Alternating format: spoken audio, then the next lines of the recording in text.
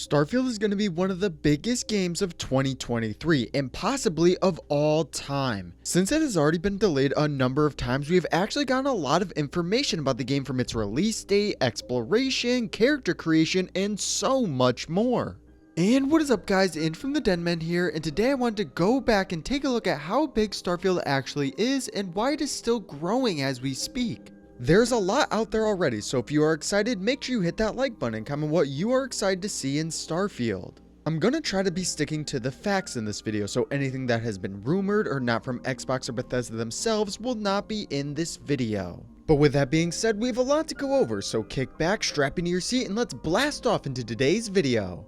The first thing we need to talk about is obviously the release date. We got this a little while back alongside some other news and gets me very excited for the future. It is just awesome to see that the rumor mill surrounding the release of the game is finally over. It has been a long time coming, but Starfield will finally launch on September 6th, 2023.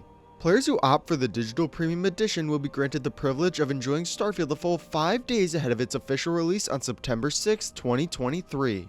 The same early access period is extended to those who chose the more lavish Constellation Edition, which includes physical collectibles alongside a digital copy of the game. If you're eager to secure your copy in advance, pre-orders for Starfield are currently open. The base game is priced at $70, while the premium edition offers additional perks for an extra $35 or for $100 if you combine the two. In addition to the early access benefit, the premium edition treats players to the Shattered Space expansion at launch, a steelbook case, a constellation patch, a cosmetics pack, and a digital art book and soundtrack. For the ultimate Starfield enthusiast, the Constellation Edition goes above and beyond. Alongside all the aforementioned content, this edition boasts an extraordinary Starfield watch accompanied by a custom case. It does come at a steep price tag, however, going for $300, making it a true collector's item exclusively catered to Bethesda's most dedicated fans.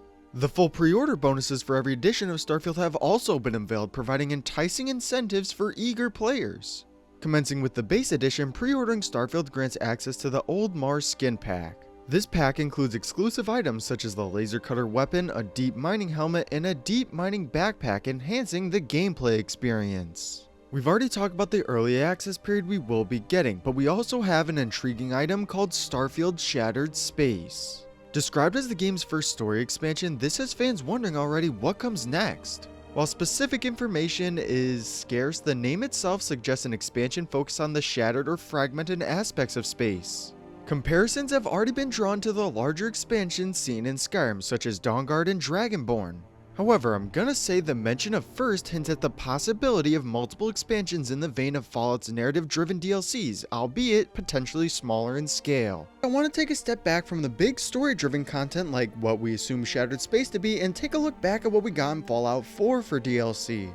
Well, there were 6 in total, starting with Automatron, Wasteland Workshop, Far Harbor, followed by the Contraptions Workshop, then the Vault-Tec Workshop, and finally with Nuka World. What do 3 of these all have in common? That they all have something to do with the workshop building feature. Even when you take a look at the other 3 big story ones, they still had something to do with Fallout 4 settlements. Even when you take a look all the way back to Skyrim, even that had somewhat of a building experience with Hearthfire, so at this point it's safe to say that Starfield will have some as well. We kind of have an idea of what we will be getting with Outpost building, but we might see an update to that with more things to build after the game is released. Personally, I like the idea of being able to build your own space station because it just sounds awesome. They can take what they have done with Outpost building and apply it to creating your own space station. Both of them will be from the same design, but work in a lot of different ways. I imagine that having a space station will revolve more around having spaceships play a central focus, while your outpost will be about farming resources. I actually really like the idea of having a space station as your own, but they can take the idea of outpost building even further by adding more ways to create your settlement on each of the worlds. We know from the Starfield Direct we will be seeing the basics for the building mechanics like hiring your own crew, farming stations, and sleeping quarters. My hope is they will evolve this over time like what they did with Fallout 4. What if we were able to house members of bounty hunter factions and with them came quests set out to become a bounty hunter? Or maybe we can trap creatures of the planet you are on and slowly train them over time to become friendly towards you. There is definitely a lot that we could be seeing when it comes to outpost building in Starfield post-launch if it will not already be in the game. I really hope that Bethesda decides to continue to update the outpost system for the game, because from what it looks like already, it could be something that people will sink hours into. Next up, let's get into the story for Starfield. We don't know much about the story, but there are a couple of tidbits here and there we can pull together to create a good idea of it. About 50 light years away from our solar system is the Settled Systems, which houses the main quest for the game. There are obviously a lot more planets and systems out there, but we will get into that a little later on. So, Starfield takes place in 2330, and there was one big event that is basically everything we know about the story as of right now. 20 years before the start of the game, there was a colony war between the two biggest factions of the Settled Systems, with the Freestar Collective and United Colonies. What you really need to know is that it ended with an uneasy peace that is still kept up to this day. A good chunk of this main questline looks to be centered around these disc-looking objects, but we don't know their purpose just yet, and from what we can tell, they will be playing a big role for the game. Somehow these discs grant visions to the player, and that is how we get wrapped up in the main questline. We know from the trailers that we will be trying to uncover the mysteries of the galaxy and to understand the meaning of human life among the stars. I know up to this point the story for the game has been more than a little vague, but I think this is the right choice all things considered. I like that they are keeping the story close to their chest and not letting anything leak on that end. Personally, I can't wait to see what the story of the game will evolve into, but I'm curious, what do you guys make of the story for the game? Drop a comment letting me know. Following the main story, we have a number of factions we'll be following in game, including the main ones of Constellation and the United Colonies. The goal for Constellation is to discover the mysteries of space and will tether the game to its sci-fi roots really well. The United Colonies, on the other hand, are a massive militaristic empire in the Settled Systems. The capital city is New Atlantis, which has been shown off during the E3 showcase of last year and is described as a melting pot of all people. On the flip side of the United Colonies, we have the Freestar Collective, a loose federation between three star systems. The Freestar Collective believe that people should have their own freedom and be allowed to live as individuals. There's a sort of sub-faction within the organization as well, with the Freestar Rangers set on Aquila City. We don't exactly know what they will be like, but I imagine this is how we will be able to interact with the Freestar Collective. Going a little deeper into the sci-fi trope just a little more is the space pirate faction known as the Crimson Fleet. Instead of having them as just another faction to fight, Bethesda has already confirmed that you'll be able to join them or turn them into the authorities. This leads into some very unique storylines that we could go on, and I am excited to see where they take us. The last major faction of Starfield is Ryujin Industries. What makes them so unique is you will be able to join them by being hired. I'd be interested to see how far Bethesda will take them, with us possibly being able to rise up the ranks and become the CEO. A way to see the everyday life of Starfield will make for an interesting storyline, and I can't wait to see what Ryujin Industries has to offer. So those are the major factions, but there are a lot of other little factions as well, like the Ecliptic Mercenaries. The Ecliptic Mercenaries are described as bounty hunters who travel across space to carry out dangerous missions from their clients. I would love to see them as a playable faction just from the vibe they give off. This one has a lot of potential as a great space bounty hunter storyline and would definitely become a fan favorite very quickly. If done correctly, Bethesda has a great faction to introduce to the player, and I can't wait to see what the Ecliptic Mercenaries are in Starfield. Next up is the fanatical cult of House Va'Run. This one we don't have a lot of info on, except that they are made up of religious zealots. This doesn't really give us a lot to go off on, but what makes them so unique is the fact that they are a group of zealots found throughout the Settled Systems. If I had to make a comparison just from a brief description we have on them right now, I would say that they are like the children of Adam from the Fallout series. I'd be interested to see if we would be able to join the House Va'Run like we were able to do with the Children of Adam in Far Harbor, but we will just have to wait and see on that end. The Spacers are a faction that we know the least about, except for their violent nature. I imagine they will become somewhat of an antagonist for the player, but it could definitely go in a lot of different ways the more Bethesda reveals. Moving on past the story and the factions though, we have to talk about the different gameplay features we will be seeing in Starfield. There are a lot of different features that make up the world of Starfield, but one that I am very excited to actually play around with is its exploration. Exploration is a big allure for a lot of the game, and for Starfield to have over 1,000 planets makes this even larger than anyone could have possibly imagined.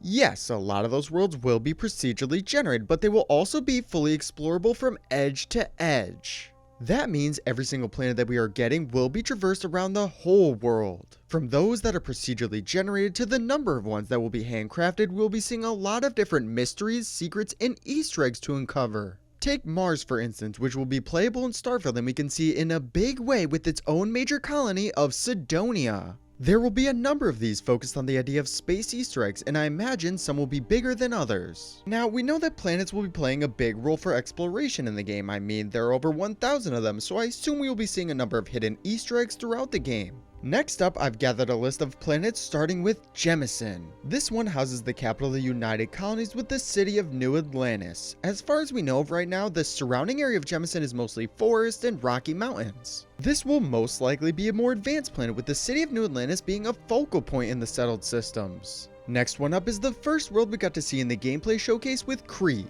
This location is home to an abandoned research facility that we see from the gameplay, but mostly consists of barren lands with rock formations scattered throughout. This is exactly what I would expect from a desolate moon and is very reminiscent of a lot of other space sci-fi adventures. There are two other major planets outside of the system of Sol, with the one that houses Neon and the world with Aquila City. Neon, from all we know about it, is a very unique location, not just inside its city limits, but the actual planet itself. If we take a look at concept art, we can see that Neon is found on a mostly water-based world, and that leads to a lot of potential features, including underwater travel. This is something that has been lacking from other Bethesda titles, and I hope that we get to see it fleshed out in some way for Starfield. The actual city of Neon holds a very unique vibe that is similar to what Good Neighbor was in Fallout 4. A very crime-ridden city which should give Starfield a different look into the space genre, which I am definitely looking forward to. A fun fact about the location is that we will be able to join a faction on Neon with Ryujin Industries. We went over this a little while earlier, but the way we will be able to join them is by being hired, and that is very different from what we have seen from other Bethesda games. Now, Aquila City has me very interested because it looks like it will be more of a space western type of place. The area surrounding the city is that of dry and mountainous regions. If there was a place that was similar to Aquila, I would have to say it would be that of the desert planet of Tatooine. Tatooine reminds me a lot of the capital city of the Freestar Collective, not just in environment, but also in how it will be. Aquila City looks very much like that remote planet home to scoundrels and bounty hunters. This could tell a different tale than that of the other main planets with a more western vibe, and having the Freestar Collective there only makes it that much better. Set in the Narian system, we have the moon of Vectera. Not much is actually known about Vectera, with it being the place where the outpost building feature was shown off. This dry and mountainous moon is still very unknown, but from what we can tell, the temperature there is negative 199 degrees, so make sure you bring your winter coat. This is a good contrast to what we saw with Crete, so I'm glad to see a good variation between the many resource worlds of the game. I want to talk for a second about Mars, because from what we can tell, it will be playing a major role in the story for Starfield. Early on in the main quest, we will be returning to our home solar system, which they have labeled as the Old Neighborhood. To me at least, this brings up a lot of questions as to what has transpired to make us leave and go to the settled systems. We know that we will be dealing with uncovering the secrets of what happened to Earth and even traveling to Mars. On Mars, you will find an early colony from when they just left Earth, which has been named Sidonia. We do see a little bit of it during the E3 showcase with a settlement in the Mars rover, but there are still many secrets to uncover as well. Then there is Earth, which I am actually the most excited to see. To be able to return to our home planet is pretty awesome, and I can't wait to see what we find there. I just love the idea of uncovering the truth about what happened to Earth, and could be a very interesting location. Just think for a moment of all the opportunities, so hopefully it is as good as we all expect it to be. Alongside the planets though, we will also be getting a number of large cities as well, like the capital of the United Colonies with New Atlantis. During the Starfield Direct presentation, Bethesda shared various intriguing details and footage encompassing ship customization, ship combat, and much more. However, a particularly captivating aspect that caught my attention was the mention of New Atlantis, a city within Starfield claimed to be the largest city ever created by Bethesda. Bethesda has a well-established reputation for crafting sprawling interactive cities ranging from Vivec in the Elder Scrolls 3 to the Imperial City in the Elder Scrolls 4. Therefore, the statement that New Atlantis surpasses all previous endeavors undoubtedly raises excitement and anticipation among fans as they eagerly anticipate exploring this colossal urban landscape in Starfield. We've also gotten confirmation of at least 3 others, with Aquila City, the water spaceport of Neon, and of course Sidonia. Places like these will really flesh out the worlds even more and will make for a lot of interesting interactions and environments. Just imagine all of the different creatures, characters, and biomes that will be explorable, not just on the planets, but also in its cities. To kind of follow up with the idea of exploration in all of the planets comes a widely overlooked feature with outpost building. This is something that looks to be really fleshed out and adding on to what we got in Fallout 4 and 76. Now, at face value, this might seem like not as good of a feature, but when you take a look at all of the little things you'll be able to do in outpost building, then it appears to be something that will blend really well with the theme of Starfield. As said earlier, outpost building is working off the design of Fallout 4 and 76 and making it even better. How, you ask? Well, for starters, they're making it so the outpost will be able to function on its own without the player having to do everything by themselves. This is similar to something like the Sim Settlements mod from Fallout 4, and I'm excited to see how far they take this in design. With all of that being said, you will also be able to hire a crew to work the outpost and effectively manage it for you. You will also be able to take a bird's eye view of the surrounding area, step up from the settlement system in Fallout 4. The main reason for the outpost feature is extracting resources from the world you're on and using it as a somewhat home away from home. Something that is getting a lot of people excited for Starfield is the idea of how space travel is going to work. Starfield is embracing a full Star Trek approach, if you will, introducing a concept called folding space to reach far-flung planets and star systems. In simpler terms, this is akin to the warp drive featured in other various science fiction stories, enabling the manipulation of space to swiftly relocate to new destinations. During the Direct, the game's transportation system was finally shown off to its full extent, shedding light on the previously introduced grav drive. This innovative technology allows players to traverse all the star systems within the Starfield universe. One crucial detail revealed during the event pertains to the importance of upgrading both your Starfield skills and grav drive if you wish to venture to the most remote corners of the galaxy. Consequently, it appears that immediate access to all locations may not be granted from the get-go. Some of the most distant regions of space could remain inaccessible until players have sufficiently progressed in the game or enhanced their engine capabilities. Whether this progression is tied to the storyline or solely dependent on character advancement is yet to be disclosed. Bethesda demonstrated the extensive ship customization options available in Starfield. Ship customization plays a significant role in Starfield, and Bethesda highlighted this aspect during the event. After purchasing a ship, players can enhance it internally by recruiting a crew and externally by adding new compartments tailored to their specific needs. For instance, a smaller ship can be optimized for combat, but additional storage compartments will be required to transport cargo effectively.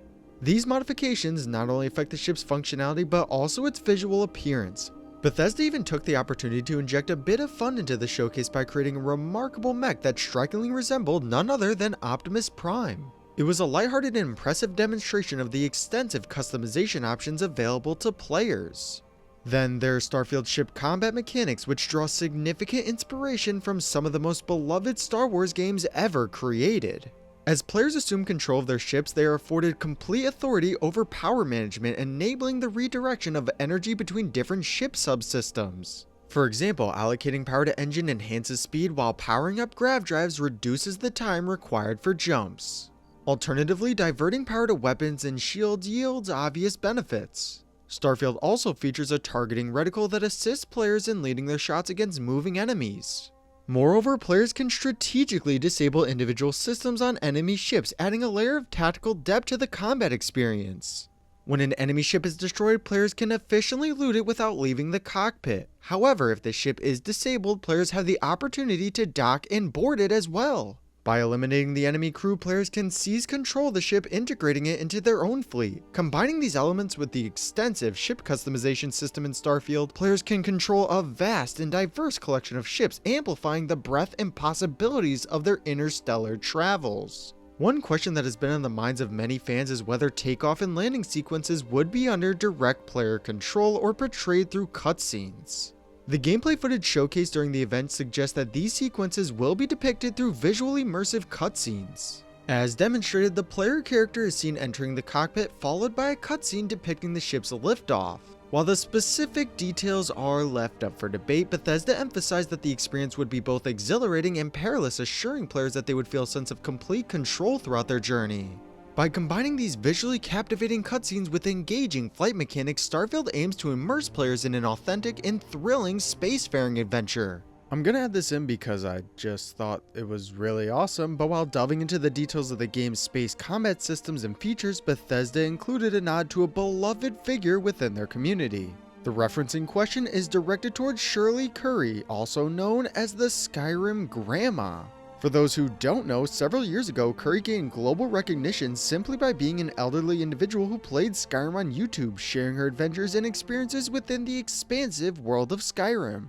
Compared to the spaceships in the game, something that not a lot of people are talking about is the scanning system of Starfield. This feature kind of removes the fact that all of the worlds will be procedurally generated to a certain extent. I mean, this is still something we don't know much about, but it is possible that each of the many planets have a unique creature, flora, or resource associated with them. This would make each of the worlds beneficial to travel to, and on top of that, the scanning system would be used as a way to identify what you have found on each one. It would fit as some sort of a way to keep track of your progress in the game, and it also let the player know what they are missing for other features out there. The scanning system looks to be something that will allow other tools out there like outpost building and spaceship travel to work to the best they possibly can be. This next one kind of goes off the scanning system with the creatures in Starfield. From what we have seen from the E3 showcase, there will be so many out there in the world space. We can see a number of different ones, like some that look like dinosaurs, giant crabs, and weird monstrosities of all kinds. I am mostly looking forward to seeing how we can interact with these alien creatures because we know some will be hostile, but what about those that are just minding their own business?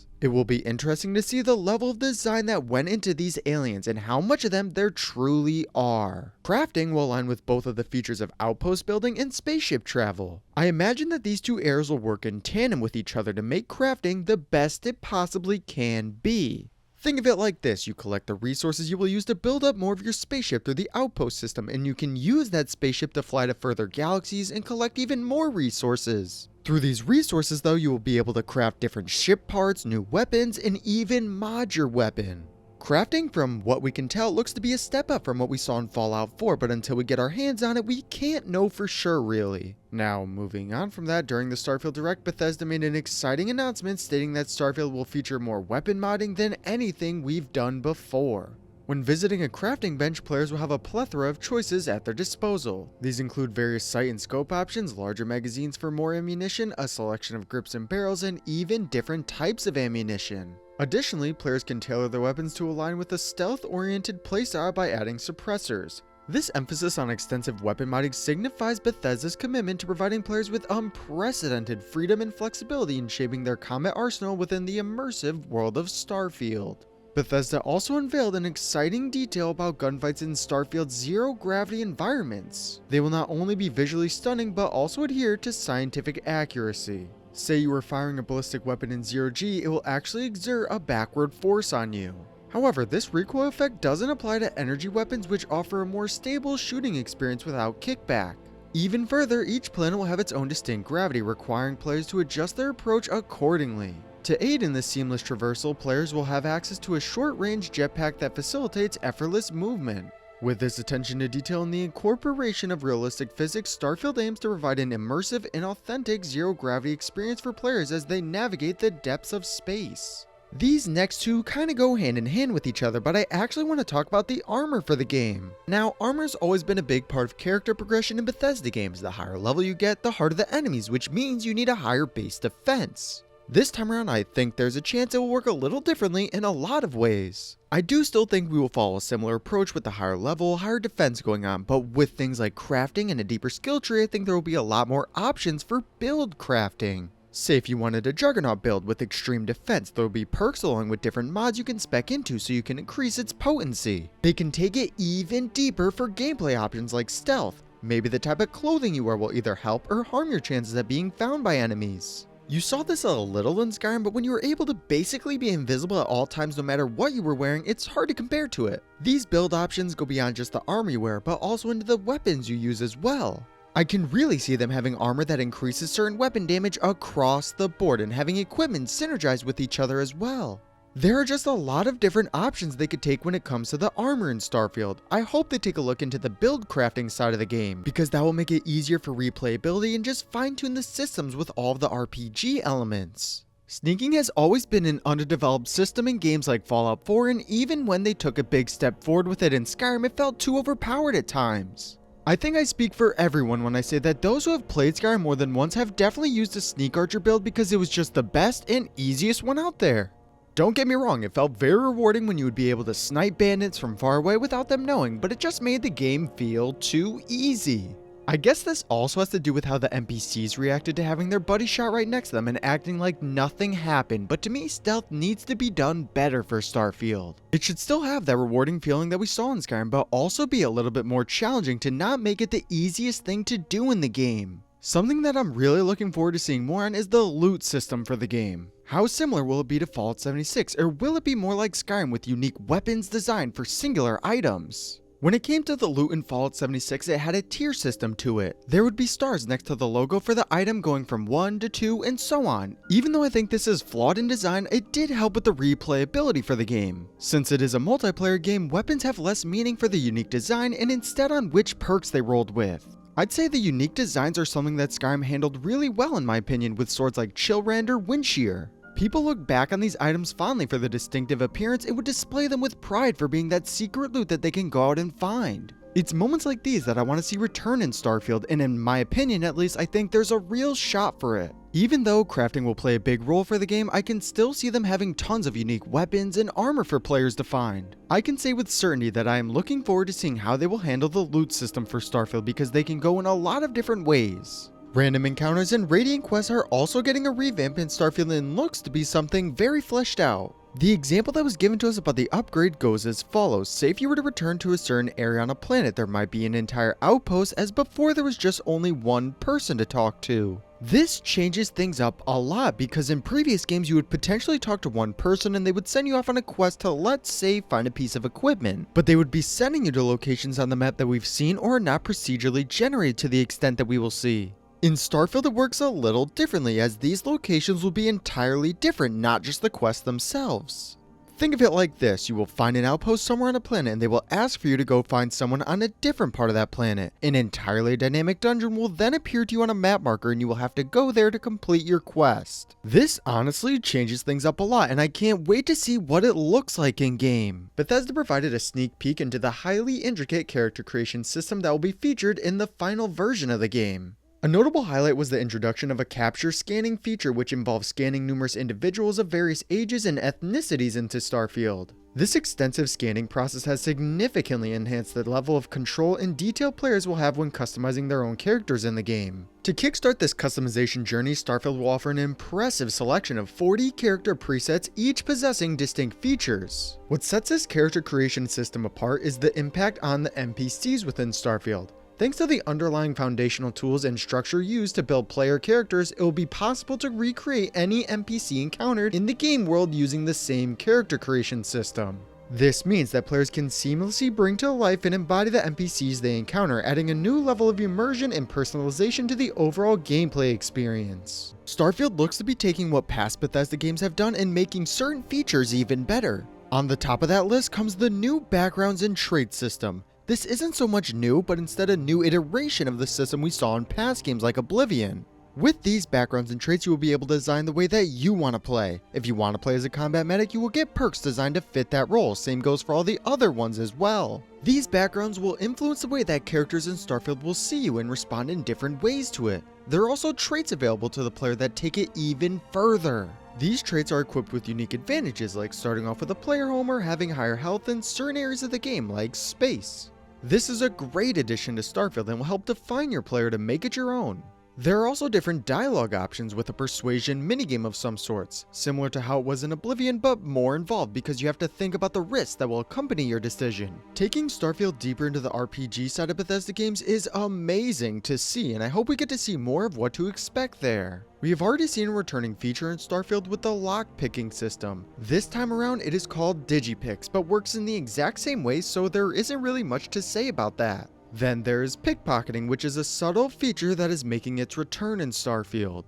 I know this is kind of an obvious one for it to be in Starfield, but nonetheless it makes our list. This also kind of goes along with sneaking and lockpicking in a way and should be done a lot better in Starfield. Again, the feature works fine in past Bethesda games, but it could still be done a little more in depth and overall more challenging. From the earliest we have seen the game, we heard that Starfield would be an RPG-oriented title. What could this mean? Well, for starters, it will be going back to the days of Oblivion and Morrowind and bringing in backgrounds and traits to flesh out your character. This will harken back to the days of heavily RPG-styled games and be something that really involves the player in the story. I'm excited to see where they go with Starfield, but from all reports, its RPG elements will play a big role for the game. Something we know will be returning for Starfield is the companion system.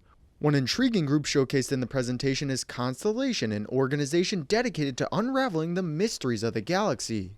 At the forefront of it all is Sarah Morgan, a former soldier and adventurer who now leads the organization. Joining her are Mateo, a theologian with a strong belief in the existence of extraterrestrial life, Noel, a talented scientist and Sarah's protege. Then there's Walter, a highly successful businessman who serves as Constellation's financier. In addition to this core group, players will also meet Vlad, a reformed pirate, Sam Coe, a former space cowboy, and Barrett, a charismatic individual who was not extensively introduced in the Starfield Direct. Together, these diverse characters promise to bring a rich and engaging experience to players as they embark on their journey through Starfield's immersive universe. Todd Howard made an intriguing revelation about a robotic companion, Vasco. As showcased in the gameplay footage, upon returning to the player character ship, Vasco warmly greets the player directly. Howard confirms that Vasco has the ability to address players by the name they choose for their character. This personalized interaction adds a delightful touch to the game that we just haven't seen. I'm sure a lot of you do remember, but this feature is not entirely new to Bethesda games, as Fallout 4's robot companion Codsworth also utilized a similar mechanism by addressing players with their chosen name upon returning from the vault. It is likely that Starfield will employ a name database akin to Fallout 4 to offer a wide selection of names for this purpose. While it remains unknown whether other companions in Starfield will also address players by their chosen name, the inclusion of Vasco's personalized welcome upon returning from planetary exploration is a delightful feature that adds a sense of familiarity and connection with our future robotic friend. I want to talk for a second about something that splits the community a bit with the procedural generation for the worlds. Now, on one hand, I see why Bethesda went down the route of procedural generation. I mean, it is a massive game after all. The one thing I can't get over is the fact that every single person is going to have a different experience when they play the game.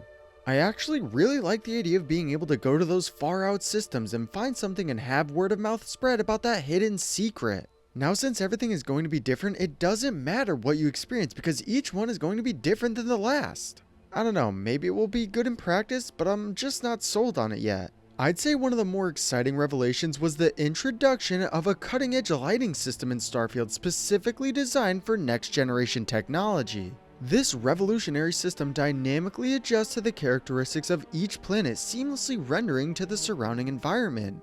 The astonishing level of detail means that the lighting in Starfield will vary significantly depending on the specific planet you're exploring. For instance, if you find yourself on a planet with toxic fumes, you can expect the lighting to intensify and become more dramatic, creating a visually immersive experience. This feature is an impressive addition to the game, and we eagerly await further demonstrations of its capabilities. We're kinda just firing them off now, but what gets me so excited for Starfield is the latest addition to the creation engine with the Creation Engine 2. For those who don't know, Bethesda has been running with the same engine for the past 25 years, upgrading it every so often. This time we are getting the biggest revamp with the second addition to it. That means graphics will work a lot better, the system should run a lot smoother, and overall a better game experience. The final topic I want to discuss are the future games we know are after Starfield. Since Starfield is coming out this year, Bethesda will start to transition into other projects that they are working on and honestly could even be bigger than Starfield. We know that The Elder Scrolls 6 is the next game BGS is making, and Todd has already pointed out that they want it to last even longer than Skyrim has. That is just crazy if you really think about it, because Skyrim has given us so much playtime, but The Elder Scrolls 6 is definitely one I'm excited to see more on. We have also gotten confirmation of the game after that too, with Fallout 5 coming a couple years later. Even though these projects are still a long way from release, and I definitely do mean long way, with some even speculating that we won't get a new Fallout game till we hit the 2030s, it is still good to see that Bethesda is looking forward to the future and bringing back some fan favorite franchises as soon as possible. Starfield is close now and looking massive from what we can tell. DLC will be playing a big role for the game, but as you can tell, there will be a lot to do from launch as well. Starfield is shaping up to be a game that I can sink hundreds of hours into, and I can't wait for it. Even though we still have a little ways to go until we can play it for ourselves, it doesn't stop us as fans taking a look at every little detail we can find about Bethesda's next AAA title, Starfield. But that is all for me now though, guys. If you enjoyed the video, make sure to leave a like and subscribe, comment any videos you want to see in the future, and I'll see you all next time.